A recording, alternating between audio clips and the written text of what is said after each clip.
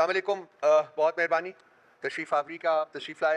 आज एक इंतहाई सेंसिटिव इशू के ऊपर आपसे डिस्कस करना है, आपसे बात करनी है। और ये करने के लिए मैंने अपने दो बहुत ही मोहतरम साथियों को, वलीद इकबाल साहब जो मेरे लेफ़्ट के ऊपर हैं, सेनेटर थे, और अबू ज़र नियाज़ी साहब राइट के ऊपर, इनको भी आज मैंने रिक्वेस्ट की है कि वो शामिल हों इस प्रेस कॉन्फ्रेंस में, ताकि जो इसके लीगल एस्पेक्ट्स हैं और जो उसके ह्यूमन राइट्स एस्पेक्ट्स हैं उसके ऊपर ये रोशनी डाल सकें। ये प्रेस कॉन्फ्रेंस एक रिपोर्ट शाया हुई है, it's called Pakistan 2023 human rights report, और ये शाया की है United states department of state, और ये कवर करता है पीरियड 2022 एंड 2023। और इसमें जो ह्यूमन राइट्स की स्टेट पाकिस्तान में बयान की गई है, वो अगर आप भी पढ़ें, मैं ये कहूँगा रिजवान आप बचे, ये जो मुझसे लेके इसकी सॉफ्ट कॉपी सारों को, आई एम श्योर उनके पास होगी, लेकिन आप कर दीजिएगा। वो मेरे जैसे शख्स के लिए जो उस कमिटेड टू दिस कंट्री शर्म से चुक जाता है। इसमें आप ह्यूमन राइट्स ले लें, इसमें आप फ्रीडम्स ले लें, कुछ भी ले लें, उन्होंने नहाई डिटेल के साथ इस चीज़ का बताया है आपको कि किस किस तरीके से इन फ्रीडम्स को, इन ह्यूमन राइट्स को वायलेट किया गया है। और बहुत सी चीज़ें हैं, मैं सिर्फ 2-1 मिनट में आपको पढ़ के सुना देता हूँ ताकि सब्जेक्ट्स जो हैं वो आपको क्लियर हो जाए। Significant human rights issues including credible reports of number 1 unlawful and arbitrary killings including extrajudicial killings, इसके ऊपर बात की है इन्होंने। enforced disappearances, इसके ऊपर बात की है। torture and cases of cruel, inhuman or degrading treatment or punishment by the government or its agents, इसके ऊपर बात की है। harsh and life threatening prison conditions, इसके ऊपर बात की है। arbitrary detention, इसके ऊपर बात की है। पॉलिटिकल प्रिजनर्स, इसके ऊपर बात की है। Transnational repression against individuals in another country, arbitrary और अनलॉफुल इंटरफेरेंस विद प्राइवेसी, लोगों के घरों के ऊपर डाके डालना, उनके ऊपर रात के अंधेरे में उनको वायलेट करना, चार दीवारी का तकद्दस पामाल करना, इसकी बात की है। Punishment of family members for alleged offences by a relative, इसके बारे में बात की है। Serious abuses in a conflict including reportedly unlawful civilian deaths and enforced disappearances, ये भी सब्जेक्ट है इनका। Serious restrictions on freedom of expression and media freedom, ये आपको कंसर्न करता है। इंक्लूडिंग वायलेंस अगेंस्ट जर्नलिस्ट्स, ये भी बात की है। Unjustified अरेस्ट्स and disappearances of journalists, ये भी आपका सब्जेक्ट है, इसके बारे में बात की है। सेंसरशिप के बारे में बात की है। क्रिमिनल डेफमेशन लॉज जो हैं उसके बारे में बात की है, और लॉज अगेंस्ट ब्लास्फेमी, इसके बारे में बात की है। ये शायद हमें हमारे से ज़्यादा रेलिवेंट ना हो, लेकिन जर्नलिस्ट के बारे में जो चीज़ है वो बहुत ज़्यादा रेलिवेंट है। Serious restrictions on internet freedom, ये भी एक सब्जेक्ट है। Substantial interference with the freedom of peaceful assembly and freedom of association, इसके बारे में भी बात की है। Including overtly restrictive laws on the operation of non-governmental organizations and civil society organizations. Restrictions on freedom of movement, ये भी एक सब्जेक्ट है इसका। Coerced or forced return of individuals to a country where they would likely face torture or persecution, ये सब कुछ है। और भी बहुत सी चीज़ें हैं जो कि इसमें हैं। इससे इम्पॉर्टेंट चीज़ जो है वो ये है कि the government rarely took credible steps to identify and punish officials who may have committed human rights abuses. और इसके बाद इन्होंने ये, मैं सिर्फ एक बात और करूंगा फिर मैं I will pass on to my friends से। A culture of lawlessness pervades in the country, जो इसकी कंक्लूजन है वो ये है कि लॉलेसनेस का कल्चर जो है वो रियासत में इस वक्त फैला हुआ है। किसी के राइट्स, किसी की फ्रीडम्स, किसी की इज्जत, किसी की घर की चारदीवारी जो है वो कुछ भी रियासती गमाश्तों से महफूज नहीं है। ये एग्जीक्यूटिव समरी है जिसमें से मैंने कुछ पढ़ के आपको सुनाया है। ये 100 पेजेस के ऊपर मुश्तमिल है, सिर्फ एग्जीक्यूटिव समरी।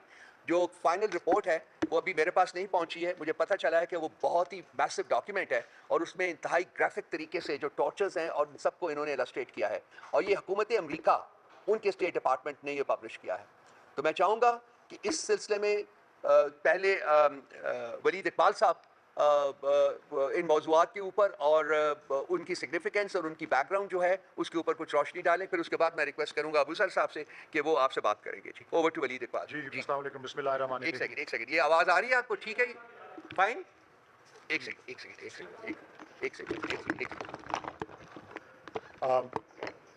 आपके इल्म में ही होगा, मेरा ताल्लुक़ कानून और आइन के शोबे से है, नंबर 1। और नंबर 2, जो मेरी 6 साल की मुद्दत मैंने जो सेनेट में गुजारी, उसमें से आखिरी 3 साल मुझे ये एजाज़ भी हासिल रहा कि मैं पाकिस्तान सेनेट की कायमा कमेटी बराए इंसानी हकूक़ की सदारत भी करता रहा हूँ।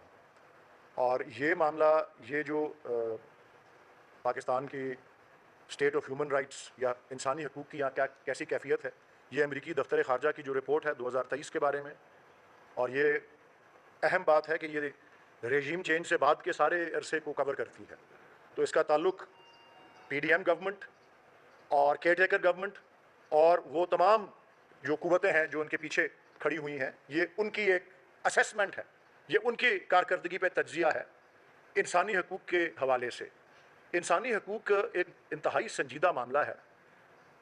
अगर सदियों से नहीं तो कम अज़ कम पिछले 75 साल से, जब से दिसंबर 1948 में अक़वाम मुत्तहदा की जनरल असम्बली ने एक करारदाद मंजूर की थी पेरिस में, जिसका नाम universal declaration of human rights था, और उसमें वज़ा किया गया था कि एक इंसान होने के नाते, किसी भी मुल्क का वो शहरी हो, एक इंसान होने के नाते कुछ बेसिक, कुछ बुनियादी, कुछ मिनिमम स्टैंडर्ड्स हैं जो कि दुनिया भर को मीट करने ज़रूरी हैं, जिन पे पूरा उतरना, एक म्यार पे पूरा उतरना ज़रूरी है, जिसमें इंसानी वक़ार या इंसानी डिग्निटी भी आती है, इंसानी प्राइवेसी ऑफ द होम, जिसको हम यहाँ पे अपने मुल्क में चादर और चारदीवारी का तकद्दुस जो है या तहफ़्फ़ुज़ जो है वो कहते हैं, और मुख्तलिफ सियासी आज़ादियाँ, आज़ादी इजहार राय, बहुत से उसमें मौज़ूआत हैं और मामलात हैं। हमारे मुल्क के हद तक 1973 के आइन में पार्ट 2 का चैप्टर 1, जो कि हमारे आइन के आर्टिकल्स 8 से लेकर 28 तक हैं, उन्हीं में यही मिसाल जो कायम की है अक़वाम मुत्तहदा ने, उसको हमने भी अपनाते हुए अपने आइन का हिस्सा बनाया है। उन अक़दार को हमने 2010 में International Covenant on Civil and Political Rights, ये एक बैनुल अक़वामी मुआहदा है जिसको पाकिस्तान के कानून का हिस्सा बनाया गया है 2010 की जून में। उसमें भी यही तमाम इंसानी हकूक़ और वही अक़दार जो है उनका जिक्र आता है, जो universal declaration of human rights में है, जो पाकिस्तान के आइन में है, और जो International Covenant on Civil and Political Rights में है। और यही वो मौज़ूआत हैं जो इस रिपोर्ट के अंदर जो है वो कवर हो रहे हैं। जो जितनी रिपोर्ट हमारे सामने आई है वो 100 सफ़ात पर मबनी है, और उसमें 50-60 से ज़्यादा सफ़ात जो हैं वो इन मामलात के ऊपर हैं जो हम आपसे, जिनका तज़किरा आपसे हम करना चाहते हैं। आप इंसानी वक़ार या ह्यूमन डिग्निटी से शुरू कर लें तो किस तरह से उसकी धज्जियाँ उड़ाई गई हैं, और किस तरह से नाम लेकर भी बताया गया है कि PTI को और उसकी क़यादत को उसका निशाना जिस तरह से बनाया गया है। ख़ास तौर पे ज़ेरे हिरासत जो तशद्दुद, torture in custody, custodial torture, और कुछ हवालों से अमवात भी हुई हैं कस्टडी के अंदर।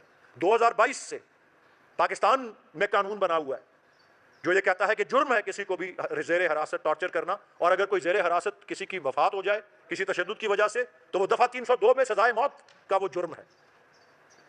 लेकिन हमारे यहाँ अफसोस, और ये रिपोर्ट कह रही है, बाहर वाले हमको आईना दिखा रहे हैं क्या कि आपके जो कवानीन हैं, उन्होंने ये लफ्ज़ तो नहीं इस्तेमाल किया लेकिन मैं तशबीह देता हूँ, ये क्या यही रहे हैं कि आपके कवानीन और आपके आइन, और हर मौजू को उन्होंने पाकिस्तान के आइन और कानून से जोड़ के कि ये वादा करता है पाकिस्तान का आइन, ये वादा करता है पाकिस्तान का कानून, और उसकी पामाली की बात सिर्फ की हुई। और कोई ऐसा इंसानी हकूक़ का कोई मामला ऐसा नहीं है जिसके अंदर उन्होंने कहा हो कि जी पाकिस्तान की रियासत की कारकर्दगी जो है वो किसी भी लिहाज से काबिल तहसीन है या तायीद करती है उन वादों की, उन गारंटीज़ की जो हमारे आइन में जो है वो पाए जाते हैं। तो जो लफ्ज़ मैं कह रहा था उन्होंने इस्तेमाल नहीं किया, मैं कर रहा हूँ, वो कह रहे हैं कि ये आपके कानून जो है ये खुशखती हैं। ये बात सिर्फ खुशखती हैं या स्टैट्यूट बुक्स पे पाए जाते हैं, इन पे कोई अमल दरामद जो है वो नहीं है। और प्राइवेसी ऑफ द होम, चादर और चारदीवारी का तकद्दुस, उसको पामाल करने के हवाले से जो यहाँ पे बातें हुई हैं, अफसोस के साथ कि आपकी पुलिस जिसका फ़र्ज़ होता है तहफ़्फ़ुज़ करना, बरमला बगैर वारंट्स के लोगों के घरों में रेड करती रही है। और इसमें जिक्र है कि लोगों के जानो माल की तहफ़्फ़ुज़ करने वाला इदारा घरों से, लोगों के घरों से कीमती अशिया की डाका चोरी के अंदर जो है मुलव्वस पाई जाती रही है, रेड करने के लबादे के अंदर। और ये रऊफ़ साहब ने जिक्र किया, और ये भी कितने अफसोस और शर्म की बात है कि बाहर के दूसरे जो हैं आपको आईना दिखा रहे हैं कि जुर्म ज़ैद ने किया है, अब पकड़ के बकर को ले जाते हैं क्योंकि वो उसका भांजा है, भतीजा है, बाप है, बेटा है, रिलेटिव्स को पकड़ना, इसका बरमला जिक्र है। फिर ये बात भी दोहराई गई है 2-3 दफ़ा इसके अंदर कि पाकिस्तान का आइन कहता है कि असेंबलियाँ तहलील हो तो 90 दिन में इलेक्शन होना है। 2 असेंबलियाँ तहलील हुई, इसमें जिक्र आता है आइन की पामाली हुई, कोई इलेक्शन नहीं हुए। सुप्रीम कोर्ट ने हुक्म दिया, कोई इलेक्शन नहीं हुए। जिक्र आता है इसके अंदर कि फिर जब कौमी असम्बली और दीगर असम्बलियां जो उन दो असम्बलियों के पंजाब और केपी के अलावा थी वो तहलील हुई, तो 90 दिन के बजाय जो है 180 दिन के बाद जो है वो इलेक्शन हुआ। और फिर ये तो आप देख लें कि जी कानून गरीब के लिए कुछ और है, अमीर के लिए कुछ और है, ये भी इसका जिक्र है। ये भी जिक्र है कि कानून और आइन का तहफ़्फ़ुज़ जो है वो आज़ादियाँ जो है वो दूसरी पार्टियों के लिए कुछ और है और पीटीआई के लिए कुछ और है। आप असेंबली का या पुरअमन इज्तिमा के हवाले से जो आइन में हमारे गारंटी है और जो इंटरनेशनल कन्वेंशंस में, universal declaration for human rights में जो पाबंदियां हैं, जो रिक्वायर्ड, जो गारंटीज दी गई हैं, किस तरह से सबको वो आज़ादियां मिल रही हैं और नाम लेके कहा हुआ है और महीने बताए हुए हैं, दिन बताए हुए हैं, मकामात बताए हुए हैं कि कहाँ कहाँ लोग जलसे करते रहे। पीटीआई को जलसे करने की इलेक्शन का ऐलान हुआ है, जलसे करने की इजाज़त नहीं दी गई। बरमला एमपीओ का इस्तेमाल, पीटीआई की क़यादत, पीटीआई के कारकुनान, खास तौर पे केपी के अंदर maintenance of public order ordinance जो है 1960 का, उसका बरमला इस्तेमाल जो है। और पंजाब में भी ऑब्वियसली ये हुआ, मैं खुद उसमें शिकंजे में आया था। और फेयर ट्रायल और ड्यू प्रोसेस, अभी न्याजी साहब भी इस पर रोशनी डालेंगे। ये भी हमारा तो 2010 के बाद जो 18वीं तरमीम आई तो उसमें आर्टिकल 10A आया फेयर ट्रायल और ड्यू प्रोसेस के बारे में। लेकिन universal declaration of human rights जो है उसमें आर्टिकल 10 में, आर्टिकल 11 में, फिर International Covenant on Civil and Political Rights उसके आर्टिकल 14 में हर एक को ये बुनियादी हक दिया गया है कि वो एक तो मासूम है जब तक कि वो बेगुनाह करार नहीं पाता, और दूसरा उसका एक फेयर ट्रायल होगा और खुली अदालत के अंदर होगा। ये दुनिया भर के अंदर जो है तस्लीम शुदा एक उसूल है। और आप देख रहे हैं कि ना सिर्फ कि एक पाकिस्तान में आज भी एक इदारिये में लिखा हुआ है कि पाकिस्तान के बहुत से माजी में सरबराहान रहे हैं, सदर रहे हैं, वजीर आजम रहे हैं साबिक, उनके ट्रायल्स हुए हैं, हमेशा खुली अदालत में हुए थे। एक पाकिस्तान का वाहिद साबिक वजीर आजम है जिसका ट्रायल खुली अदालत में नहीं हो रहा, और वो इमरान खान है, बानी चेयरमैन पीटीआई। बंद कमरे के अंदर ना सिर्फ ट्रायल हो रहा है बल्कि आप उसके ऊपर भी मजीद पाबंदियां लगाई जा रही हैं कि आप कोई बयानात नहीं दे सकते, ये बयानात शाया नहीं हो सकते। आज़ादी इजहार राय शफाफियत और एहतसाब को यकीनी बनाती है। हम शफाफियत और एहतसाब का गला घूंट रहे हैं। इस रिपोर्ट की एक बहुत बड़ी सुर्खी ये भी है कि किसी का कोई एहतसाब, किसी अफसर का, किसी ओहदेदार का ये जो 100 सफ़ों के अंदर जो, और जिसमें खास तौर पे 60-65 सफ़े जो हैं वो सियासी आज़ादियों और इंसानी वक़ार और चादर और चारदीवारी और फेयर ट्रायल और इस तरह के मामलात के ऊपर है, किसी अफसर, किसी अहलकार का एहतसाब नहीं हुआ। गलतकारी, आइन की पामाली, कानून की हुक्मरानी की धज्जियां उड़ना और इस पस्ती तक गिर जाना कि यहाँ पे जंगल का कानून है या माइट इज राइट का जो प्रिमिटिव जो है डॉक्ट्रिन वो इस्तेमाल में आ रहा है। बहुत हमारे तो सर जो है शर्म से झुक जाने चाहिए कि ये कैफियत है और ये रिपोर्ट जो है इस तरह की बात कर रही है। और अमेरिका दुनिया की तरक्की याफ्ता तरीन ममालिक में से एक है, बहुत बड़ी जमहूरी निज़ाम जो है वो ये कहलाता है सुपर पावर है। किस तरह पहुँचती हैं कौमें यहाँ तक? वो आइन बनाती हैं, अपने आप को आइन देती हैं और उस आइन के ऊपर अमल दरामद करती हैं। अमेरिका ही के जो है बुनियादी असूल उनके बानियों ने जो बनाए थे फेडरलिस्ट पेपर्स में, और आने वाली नस्लों में हाल ही में एक बहुत बड़े दानिश्वर सुप्रीम कोर्ट जज उनके एंटोनिन स्कालिया ने भी ये करार दिया था, जो एक स्कूल ऑफ थॉट या मकतबा फिगर है जिसको ओरिजिनलिस्ट कहते हैं या कॉन्स्टिट्यूशनलिस्ट कहा जाता है, कि अगर एक मुल्क अपने आइन पर अमल दरामद ना करे, जो कि ये 100 सफ़े की रिपोर्ट भरी हुई है मिसालों से, तो वो मुल्क, उसका निज़ाम किस कैफियत में गिर जाते हैं वो 2 लफ्ज़ इस्तेमाल करते हैं, टिरनी, जबर, और केओस यानी कि अफरा तफरी या इंतशार। अल्लाह ताला पाकिस्तान का हामी और Nasir. Thank you. Thank you Walid. Abu sir, over to you sir. एक सेकंड बैठो, एक सेकंड।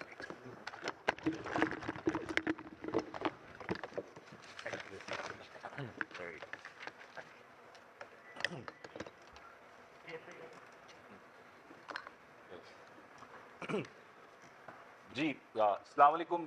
जहाँ से रऊफ़ साहब ने छोड़ा और फिर वलीद साहब ने काफ़ी डिटेल में एक्सप्लेन कर दिया कि इस रिपोर्ट के अंदर क्या है। ये यूएस जो डिपार्टमेंट ऑफ स्टेट है उसका जो ब्यूरो है of democracy, human rights and labour, उसकी रिपोर्ट है 2022 से लेकर 23 तक, जो पाकिस्तान के अंदर रूल ऑफ लॉ से रिलेटेड जितने इंडिकेटर्स हैं उसको समराइज करता है कि इस मुल्क में क्या सिचुएशन है रूल ऑफ लॉ की। अब इसमें देखें, ये ऑल्दो इसमें काफ़ी डिटेल में चीज़ें लिख दी गई हैं, लेकिन आप लोग मीडिया का पार्ट हैं ये हमारी जितनी सबमिशंस थी पिछले रिजीम चेंज के बाद से 9 अप्रैल के बाद से जितनी हमारी सबमिशंस थी, कंटेंशंस थी, ये उस सब को सब्सटैंशिएट करता है। हमने जो कहा कि इस मुल्क में कानून की हुक्मरानी नहीं है, इस मुल्क में बुनियादी हकूक जो है वो पामाल हो रहे हैं, इस मुल्क में आइन को कुर्बान किया जा रहा है, इस मुल्क में इंडिपेंडेंस ऑफ जुडिशरी को कॉम्प्रोमाइज़ किया जा रहा है, ये उन सारी चीज़ों का एक सबूत है 100 सफ़े की रिपोर्ट के शक्ल में जो आपके सामने आई है। तो हमने जो बोला ये उसकी कॉन्टिन्यूशन है और रिजीम चेंज के बाद इस मुल्क में फस्तायत का एक निज़ाम नाफिज किया गया है गैर कानूनी और गैर आइनी तरीके से। अब इसमें देखें, एक चीज़ समझने की ज़रूरत है, आपने काफ़ी उम्र शायद पढ़ी हो पॉलिटिकल साइंस। अब एक रियासत जो होती है वो वजूद में कैसे आती है, इसको समझने की ज़रूरत है। रियासत एक इमरानी मुआहदा होता है जिसको हम सोशल कॉन्ट्रैक्ट कहते हैं, जिसको हम आईने पाकिस्तान भी कहेंगे। उसके आने के बाद जो हम सब लोग हैं, जितने शहरी हैं इस मुल्क के, हम लोग एक कॉन्ट्रैक्ट करते हैं जो आइन है कि हम एक रियासत बनाएंगे, बॉडी पॉलिटिक। उस रियासत के कुछ फ़राइज़ होंगे, उसके फ़राइज़ में जो 3 सबसे बेसिक फ़राइज़ होंगे वो मेरी ज़िंदगी, right to life, right to property, मेरे माल की हिफाजत करना है, और राइट टू लिबर्टी, मेरी आज़ादी की हिफाजत करना है। रियासत बनाने का मकसद क्या था? क्योंकि उससे पहले जो कानून था वो लॉ ऑफ नेचर था, वो लॉ ऑफ जंगल होता है। उसके अंदर जो ताकतवर होता है वो कमज़ोर के जो उसके हकूक होते हैं उस पर कब्जा कर लेता है, उनको वायलेट करता है। तो रियासत का मकसद है कि उसने मेरे इन राइट्स को प्रोटेक्ट करना है, और ये मेरा आईन Pakistan from article 8 to article 28 बुनियादी हकूक बताता है हर शहरी का कि उसका रियासत की जिम्मेदारी है कि उसने उनको प्रोटेक्ट करना है। अगर और रियासत के 3 सतून हैं, एक एग्जीक्यूटिव है जिसने लॉ इन्फोर्स करना है, फिर एक अदलिया है जिसने आइन और मुल्क लॉ की तशरीह करनी है, लेकिन सबसे बड़ी जिम्मेदारी मेरी नज़र में इस आईन पाकिस्तान के तहत अगर अदलिया पे आती है तो वो आपके बुनियादी हकूक की प्रोटेक्शन है, उसकी प्रिजर्वमेंट है, उसको प्रोटेक्ट करना है आपकी अदलिया ने, उसके आगे उसको गार्ड करना है। अब हुआ क्या इस मुल्क में, ये रिपोर्ट क्या कहती है मैं आपको बताऊंगा किस तरह आपके बुनियादी हकूक सलब हो रहे हैं। सबसे पहले ये कहती है रिपोर्ट कि इस मुल्क में अनलॉफुल किलिंग और इन्फोर्स्ड जुडिशियल किलिंग जो है, एक्स्ट्रा जुडिशियल किलिंग जो है, वो बिल्कुल रैम्पेंट है। इसका मतलब क्या है? मेरा जो आइन में आर्टिकल 9 है जो मुझे राइट टू लाइफ देता है उसको वायलेट किया जा रहा है। फिर आर्टिकल 14, इसमें 3 मेरे राइट्स हैं। राइट टू प्रिवेसी कि मेरे घर के अंदर बगैर वारंट के कोई नहीं घुस सकता, मेरी प्राइवेट लाइफ है। राइट अगेंस्ट टॉर्चर कि मुझे टॉर्चर नहीं कर सकती हुकूमत वक्त। फिर राइट टू डिग्निटी कि मेरी डिग्निटी है उसको कोई वायलेट नहीं कर सकता, अगर कोई मेरी डिग्निटी वायलेट करेगा तो ये तीनों आपके बुनियादी हकूक जो हैं इनकी ये पामाल होंगे। फिर आर्टिकल फ्री स्पीच की बात करती है रिपोर्ट कि इस मुल्क में कोई फ्री स्पीच नहीं है। आर्टिकल 19 है, मेरा बुनियादी हक है फ्रीडम ऑफ एक्सप्रेशन कि मैं बोलना जो चाहूँ मुझे बोलने दिया जाए, बोल के लब आज़ाद है मेरे। फिर article 19A right to information, आपने ट्विटर पे पाबंदी लगा दी, आपने मीडिया पे पाबंदी लगा दी, मीडिया को रिपोर्टिंग से रोक दिया, तो जो इंफॉर्मेशन लेना of matters of public importance मेरा राइट है आपने उसको भी खत्म कर दिया। फिर सबसे इंपॉर्टेंट देखें, जितने भी बुनियादी हुकूक, एक तो राइट टू लाइफ है, जिंदा रहने का हक है, लेकिन उसके बाद जो सबसे इंपॉर्टेंट राइट होता है, जब सोसाइटी की डेवलपमेंट का इंडिकेटर होता है, वो होता है फ्री स्पीच। फ्री स्पीच में इस मुल्क में क्या हुआ पिछले 2 साल में? अरशद शरीफ साहब को इस मुल्क में दर्जनों FIR की गई उनके ऊपर, उनको चेस किया गया, उनको मुल्क से बाहर जाना पड़ा, फिर उनकी शहादत होती है, उसमें रिपोर्ट बनती है, FTT उन पर बनती है, फैक्ट फाइंडिंग रिपोर्ट बनती है, सुप्रीम कोर्ट सू मोटो लेता है। वो अभी तक केस जब से उसकी लास्ट हियरिंग हुई है उसमें महीनों हो चुके हैं, लेकिन वो केस फिक्स नहीं हुआ। उसमें सुप्रीम कोर्ट ने कुछ ऑर्डर्स पास किए थे, उस पर क्या इंप्लीमेंटेशन हुई? नहीं हुई। अरशद शहीद साहब को, उनकी माँ को, वो चीखती रहती हैं, वो बोलती रहती हैं, वो इतनी इंतजार रेस करती रहती हैं, लेकिन उनको कुछ सुनने वाला नहीं है। फिर इमरान रियाज खान साहब के साथ क्या हुआ? किसकी कस्टडी में रहे वो इतना अर्सा? हालांकि मुझे समझ नहीं आती, जो हमारी अदलिया है, जो बुनियादी हकूक की जामिन है, उसने प्रोटेक्ट करने मेरे राइट्स को, सुप्रीम कोर्ट में हियरिंग में अफसोस के साथ मेरे चीफ जस्टिस कहते हैं ये इमरान रियाज खान कौन है। उसके अलावा अभी आपने देखा असदूर साहब के साथ क्या हुआ। मैं 3 एग्जांपल्स दे रहा हूं, मुझे पता है आप लोगों को भी थ्रेट्स आती होंगी, आप लोग मुझे पता है कितनी मुश्किल से कवर कर रहे होंगे। तो अगर एक मुल्क जिसमें बोलने की इजाजत नहीं है तो क्या वो मुल्क तरक्की कर सकता है? पूरी दुनिया की हिस्ट्री खोल के देख लें आप, जिस मुल्क में फ्री स्पीच नहीं आई उस मुल्क ने तरक्की नहीं की, जिस मुल्क में रूल ऑफ लॉ नहीं आया उस मुल्क ने तरक्की नहीं की। तो आप जितने मर्जी पैसे मांग ले जाके, इधर से मांगे वहां से मांगे पैसे, कटोरा लेके जाएं, लेकिन जब तक अपना हाउस इन ऑर्डर नहीं करेंगे आप लोग तरक्की नहीं करेंगे। दुनिया से सीखें, उस मुल्क ने तरक्की की है इस मुल्क दुनिया में जिसने सबसे पहले एक चीज पे कॉम्प्रोमाइज नहीं किया, वो है रूल ऑफ लॉ। अब आप देखें, अब कल हमने जलसे अनाउंस किए, गुजरावाला में सीपीओ साहब है तैयब हफीज चीमा साहब, 19 घर गिराए उन्होंने ऑर्डर किया है। और हमने किया क्या, हमारा कसूर क्या था कि हम अपना एक बुनियादी हक जो मेरा राइट टू असेंबली, मैंने प्रोटेस्ट करना है कानून और आइन के दायरे में रह के, और उसका जवाब क्या मिला, पुलिस ने 19 घर गिरा दिए। ये जमहूरियत नहीं है, ये आपने एक फसाद खड़ा किया हुआ है। ये जो सोशल कॉन्ट्रैक्ट हमने साइन किया है आईने पाकिस्तान की शक्ल में, उसको आपने इररेलेवेंट कर दिया है। स्टेट की एग्जिस्टेंस इन क्वेश्चन आ जाती है। क्यों? क्योंकि आप आइन की रिस्पेक्ट नहीं करते। आइन के जो बुनियादी हक है मेरे, जो कोई मेरे से नहीं छीन सकता, आप उनकी इज्जत नहीं करते। आपके लिए आइन एक पीस ऑफ पेपर बन चुका है। जिस मुल्क ने आइन की इज्जत नहीं की वो हमेशा पीछे रहा है। पूरी दुनिया की एग्जाम्पल्स देख लें। जमहूरियत, जब तक जेन्युइन जमहूरियत नहीं आएगी, इस मुल्क की जो आवाज है जो पार्लियामेंट में रिफ्लेक्ट नहीं होगी। पार्लियामेंट क्या है? पार्लियामेंट अवाम का चेहरा है। अवाम जिसको वोट देगी, अगर आप उसको वहां भेजेंगे तो तब भी आपके पास एक प्राइम मिनिस्टर आएगा जो सिविलियन सुप्रीमेसी पे यकीन रखता होगा और उसको एक्सरसाइज करेगा। आप जब जाली मैंडेट के साथ एक वजीर आजम को बिठाएंगे पीएम ऑफिस में, तो वो ना इस अवाम के लिए खड़ा हो सकता है, अवाम को छोड़े वो अपने लिए भी नहीं खड़ा हो सकता। वो अपनी मर्जी का इंटीरियर मिनिस्टर नहीं अपॉइंट कर सकता, अपनी मर्जी का आईजी नहीं अपॉइंट कर सकता। क्यों? क्योंकि कॉम्प्रोमाइज लोग हैं जिनको इस मुल्क में मुसल्लत किया गया है, जिनके पास अवाम की सपोर्ट नहीं है, कोई मैंडेट नहीं है उनके पास अवाम का, लेकिन उनको आपने मुसल्लत किया है। और ये सारी चीजें, इसमें मैं एक चीज यहां पे, हमारी जुडिशरी, इस्लामाबाद हाईकोर्ट के 6 जजेस ने बता दी है कि कितनी इंटरफेरेंस है इस मुल्क के अंदर, किस तरह जुडिशरी को इस्तेमाल किया जा रहा है अपनी मर्जी के फैसले लेने के लिए, और बिल्कुल किया गया है।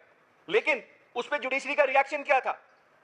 और being the father of the judiciary of Pakistan, the chief justice of Pakistan, he is the ultimate guardian of the constitution and the fundamental rights of Pakistan. जामिन है वो, उनकी ड्यूटी बनती है इस मुल्क के अवाम के बुनियादी हकूक को प्रोटेक्ट करें और अपने जजेस के साथ भी खड़े हों। अगर हमने रियासत के एक सतून को कॉम्प्रोमाइज होने दिया, उसमें इंटरफेरेंस होने दी, तो फिर हमें कोई इंसाफ देने वाला नहीं बचेगा। ये अभी आसमा जहांगीर साहबा की जो कॉन्फ्रेंस उनके नाम पे होती है, बड़ी बहादुर खातून थी, लेजेंड थी। उधर सैयद मसूर अली शाह साहब फरमा रहे हैं कि हम बर्दाश्त नहीं करेंगे इंटरफेरेंस। बिल्कुल, बहुत अच्छी बात है, लेकिन sir actions speak louder than words. हमें नजर आना चाहिए कि जुडिशरी रिएक्ट कर रही है, जुडिशरी कॉम्प्रोमाइज नहीं कर रही बुनियादी हकूक की वायलेशंस पे। इस वजह से जब करेंगे तो खुद ही अवाम आपको, आपकी तारीफ भी करेगी, आपको अप्रिशिएट भी करेगी। इस वक्त इस कमरे में जितने लोग बैठे हैं, अगर मैं इन सबसे पूछूं बताएं क्या जुडिशरी इंडिपेंडेंट है इस मुल्क में, मेरे ख्याल से शायद 99% लोग कहेंगे नहीं है। ये होता है, judiciary can not function without the acceptability of the public. Judiciary का टेस्ट यही होता है कि पब्लिक उसको रेलेवेंट समझती नहीं, सब्जेक्ट पब्लिक गेज है। अब आपने ट्रायल्स किए इस मुल्क में, सुप्रीम कोर्ट होते हुए, हाई कोर्ट होते हुए, अडयाला में 4 दीवारी के पीछे छुप के ट्रायल किए गए इमरान खान साहब के, और उसमें 12-12 घंटे की हियरिंग हुई। और यहाँ पे हमारी जुडिशरी जो जामिन है मेरे बुनियादी हकूक के इमरान खान साहब की, उसको देखती रही, वैलिडेट करती रही। क्या लोग सवाल नहीं करेंगे कि मुल्क में ज्यादती हो रही तो आप कहाँ खड़े थे? आप देखें, मार्टिन लूथर ने बड़ी प्यारी बात की थी, मुझे अपने दुश्मनों की बातें याद नहीं रहेंगी, मुझे याद रहेगा तो मेरे दोस्तों की खामोशी जब मैं मुश्किल में था, वो खामोश रहे। इस वजह से देखें, ये एक रिपोर्ट जो है ये कोई नई चीज नहीं है, ये सिर्फ हम ये कह रहे हैं, ये सब्सटैंशिएट करती है हमने जो अर्लियर जितनी बातें की, हम सब ने जो फेस किया, इस मुल्क ने जो फेस किए जितने मसले, उसको सब्सटैंशिएट कर रही है। और इसमें अभी वलीद साहब ने बात की, ये जो डीसीज हैं, जो हमारे डीआरओज भी बन गए थे सुप्रीम कोर्ट के ऑर्डर के बाद, अभी ये मैं 3 महीने के पहले के फिगर्स बता रहा हूं, 2200 एमपीओ ऑर्डर्स इशू हुए हैं पंजाब में पिछले 1 साल में, और 700 एमपीओ ऑर्डर इशू हुए थे केपीके में। ये मैं सिर्फ आपको वो ऑर्डर्स बता रहा हूं जो पाकिस्तान तहरीक इंसाफ के सपोर्टर्स, वोटर्स लीडर्स के खिलाफ इशू हुए हैं। एक शख्स जो अपने घर में बैठा है, कोई प्रोटेस्ट भी नहीं कर रहा, उसको भी 30 दिन के लिए आपने जेल में डाल दिया एमपी ऑर्डर इशू करके। क्या इसको रोकने के लिए एक जज ने एक्शन लिया? सल्यूट मैं करता हूं जस्टिस बाबर सत्तार को। उन्होंने बताया कि अगर एक जज चाहे तो किस तरह बुनियादी हकूक के साथ खड़ा हो सकता है। लेकिन अब क्या हुआ? उनके खिलाफ कैंपेन स्टार्ट हो गई, उनके खिलाफ सोशल मीडिया पे पेड कंटेंट चल रहा है इस वक्त, झूठा, बोगस। लेकिन उन्होंने कॉम्प्रोमाइज नहीं किया। तो मैं सल्यूट करता हूं इस्लामाबाद हाई कोर्ट के 6 जजेस को, जो ज़मीर के साथ खड़े हुए हैं, जो आइन के साथ खड़े हुए हैं, जो कानून के साथ खड़े हुए हैं। अगर ऐसे जजेस 90% जजेस अगर हमारे पास ऐसे होते तो ये रिपोर्ट कभी पब्लिश ही ना होती, क्योंकि हमारे मुल्क की अदलिया हमारे राइट्स को प्रोटेक्ट कर रही होती। इंटरनेशनल कमिटमेंट्स इन्होंने बताया जो हमारी हैं वो हम वायलेट कर रहे हैं। आपको जीएसपी प्लस स्टेटस जो हमें मिला हुआ है वो किस कमिटमेंट पे मिला हुआ है कि हम ह्यूमन राइट्स की प्रोटेक्शन करेंगे। अब मुझे एक चीज देखें, इस मुल्क में सुप्रीम कोर्ट के ऑर्डर इंप्लीमेंट नहीं हुए, हाई कोर्ट को तो उन्होंने बिल्कुल इग्नोर किया इन्होंने। क्या कोई मुल्क जो इस मुल्क में इन्वेस्टमेंट करना चाहता है, या कोई बिजनेसमैन, कोई बिजनेस ग्रुप जो इस मुल्क में इन्वेस्टमेंट करना चाहता है, क्या उसको लगेगा मेरी इन्वेस्टमेंट सेफ है अगर आप यहाँ के अदालतों के ऑर्डर ही नहीं इंप्लीमेंट करेंगे? अगर उसको कोई मसला होता है यहाँ पे किसी लोकल बिजनेसमैन के साथ और वो अपना कोर्ट जाता है, कोर्ट से ऑर्डर लेता है या आर्बिट्रेशन में चला जाता है, आर्बिट्रेशन को इन्फोर्स कराने आएगा इस कोर्ट में, उसको क्या गारंटी होगी कि इस मुल्क के मेरे ऑर्डर जो मेरे हक में आएगा इंप्लीमेंट होगा? तो क्या मैसेज दे रहे हैं हम दुनिया को? हमने इस वक्त चूज करना है whether we stand with the civilised democratic world जो रूल ऑफ लॉ पे बिलीव करता है, या हम ऐसे वर्ल्ड के साथ खड़े हैं जहां पे या तो बादशाहत है या वहां पे एक अथॉरिटेरियन रिजीम है। हमें कायद आजम के पाकिस्तान में रहना है, हमें जमहूरियत में रहना है। मैंने हिटलर के पाकिस्तान में नहीं रहना, मैंने मुसोलिनी के पाकिस्तान में नहीं रहना, मैंने एक जमहूरी मुल्क में रहना है जहां अगर आप मेरे खिलाफ भी बात करें, मैं पावर में बैठा हूं तो मैं आपको कुछ ना कह सकूं, आप भी मुझे क्रिटिसाइज करें मैं आपको कुछ ना कह सकूं, क्योंकि आपके मैं राइट की इज्जत करूं। इस वजह से खुदा का खौफ करें, इस मुल्क की जमहूरियत पे तरस खाएं, लोगों को उनके बुनियादी हकूक दें, उन पर जुल्म ना करें। आखिर में मैं चीफ जस्टिस साहब से रिक्वेस्ट करूंगा, एक बात मुझे इसमें याद आई। अब मैं देखें मैं क्या एक्सपेक्ट करूं इस जुडिशरी से। मिलिट्री कोर्ट्स का केस चल रहा है, जस्टिस सरदार तारिक मसूद साहब केस सुन रहे हैं, सलमान राजा साहब केस आर्ग्यू कर रहे हैं। उन्होंने बोला कि फंडामेंटल राइट्स की वॉयलेशन है मिलिट्री कोर्ट्स, तो आगे से हमें जस्टिस सरदार तारिक मसूद साहब अब रिटायर हो गए, उन्होंने जवाब क्या दिया, ये बुनियादी हकूक हमें पता नहीं कहां ले जाएंगे। जब हमारे जजेस को ही बुनियादी हकूक पे यकीन नहीं है तो मेरा और आपका क्या होगा? इस वजह से मेरी रिक्वेस्ट है काजी फायदीसा साहब से, उन्होंने बड़े अच्छे फैसले दिए हैं पास्ट में, बड़े बहादुर फैसले दिए हैं।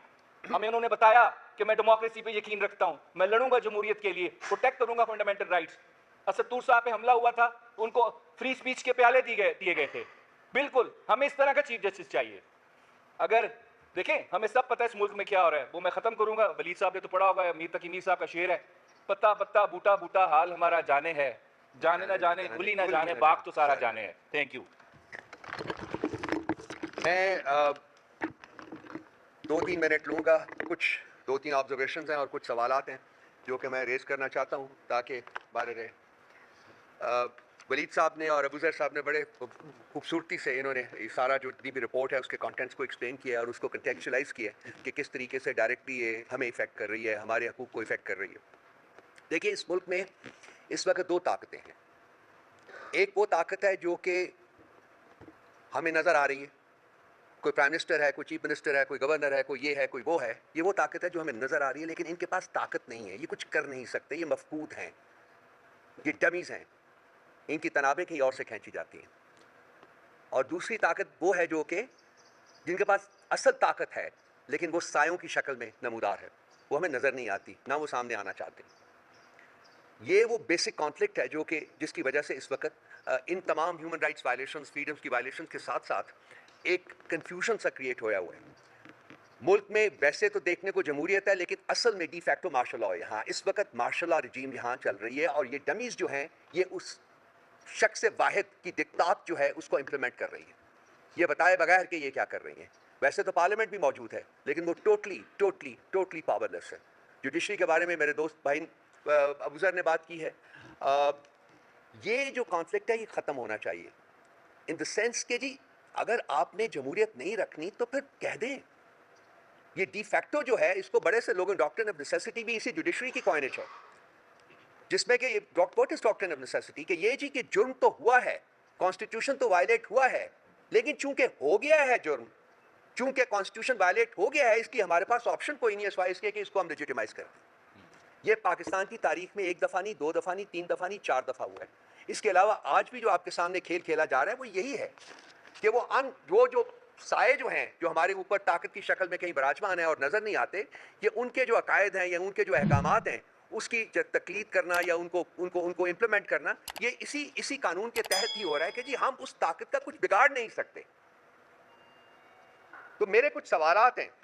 देखिए, रियासत के बेसिकली एस्टैब्लिश 3 सतून हैं, एक चौथा जो आप बैठे हुए हैं, tentatively the 4th pillar of the state, 3 legislature जो है वो रिग्ड है।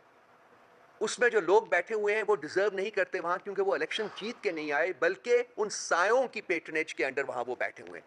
सो उन्होंने ये नहीं करना कि ये कानून ऐसे बनाएं जो कि ह्यूमन राइट्स को स्ट्रेंथन करें, वो सिर्फ वो करेंगे जो कि उनको ऑर्डर किया जाता है। सो चूंकि डोमिनेंट प्रेजेंस है उन्हीं लोगों की है, इसलिए वो इन तमाम चीज़ों को ठीक करने की पोजीशन में नहीं है। इसके बाद आपका एग्जीक्यूटिव आता है। एग्जीक्यूटिव की जो स्टेटस है वो 6 जजेस के लेटर में बड़ी क्लियरली डिफाइन की गई है कि किस तरीके से एग्जीक्यूटिव ना सिर्फ कंप्लिसिट है क्राइम में, बल्कि एग्जीक्यूटिव जो है वो परपेट्रेटर भी है क्राइम का। वो क्राइम वो तमाम क्राइम्स जिसका जिक्र अबू ज़र ने भी किया है, और वो लेटर जो 6 जजेस का है उसमें बड़ी एक्सप्लिसिटली उसका जिक्र किया गया है, जिसको आज पाकिस्तान की सुप्रीम कोर्ट दबाने की कोशिश कर रही है।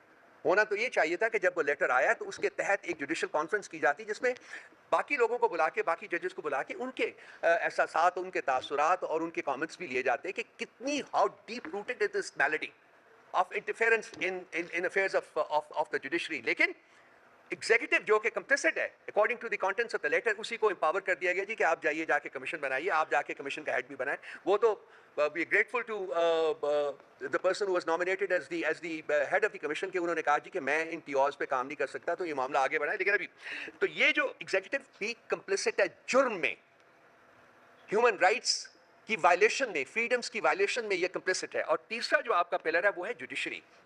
तो आजकल हमारे जो चीफ जस्टिस साहब यहाँ बैठे रहते हैं, सुने उनकी आंखें देख नहीं सकती, उनके कान सुन नहीं सकते और उनकी जुबान बोल नहीं सकती। ये है हमारा वो शख्स जो कि इस वक्त चीफ जस्टिस ऑफ पाकिस्तान बैठा हुआ है। ये इंसाफ देने की बजाय इंसाफ की वायलेशन में पार्टनर बना हुआ है।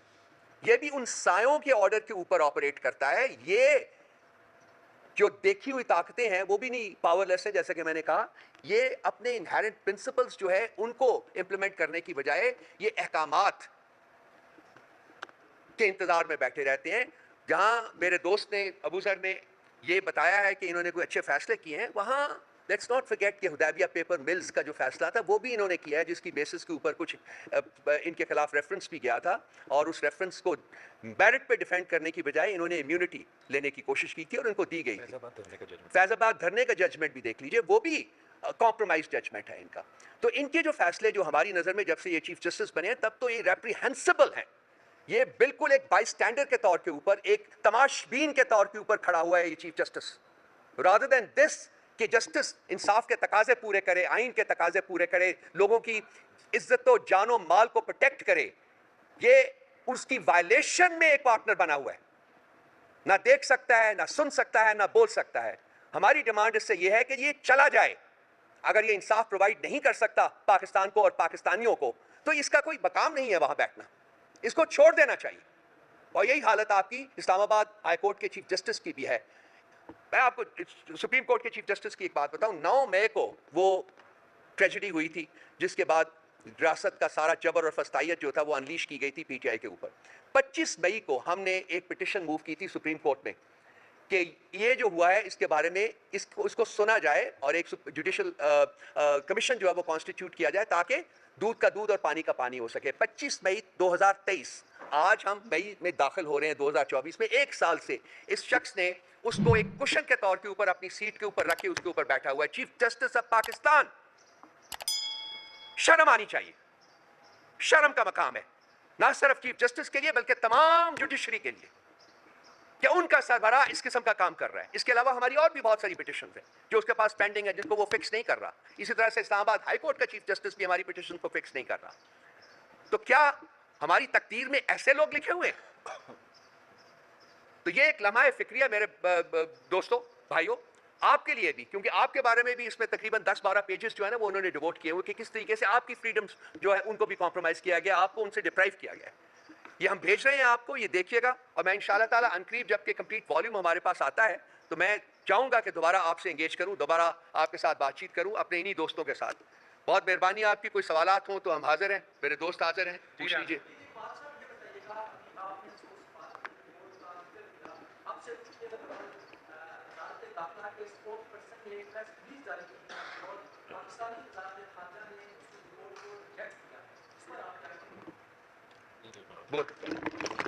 आवाज आ रही।